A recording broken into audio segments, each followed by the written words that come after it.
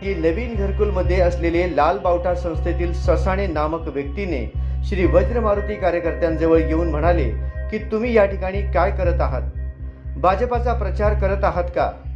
तुम्ही या ठिकाणी बसू नका आणि असं काही करू नका. आज मतदानाचा दिवस आहे, तो तुमचा आहे, तर वर्षभरातले 365 दिवस हे आमचे आहे. तुम्ही काय करता करून घ्या, आम्ही बघून घेतो तुम्हाला. तसेच श्री हनुमान जन्मोत्सवाच्या वेळी पालकमंत्री चंद्रकांत पाटील या भागात आले असता त्यांनी तुम्हाला काय बोलले सांगा. मला काही फरक पडत नाही, आम्ही तुम्हाला बघून घेऊ असा दम भरून गरीब कष्टकरू कार्यकर्त्यांना देशहितासाठी कार्य करणाऱ्या गरीब नागरिकांना जणू एक प्रकारची भीती घातली आणि दबाव टाकला. त्यानंतर नागरिकांमध्ये भीतीचे वातावरण पसरले. तसेच ससाणे यांनी दिलेल्या धमकीने नागरिकांमध्ये प्रचंड प्रमाणात असंतोष निर्माण होऊन नाराजीचा सूर उमटत होता.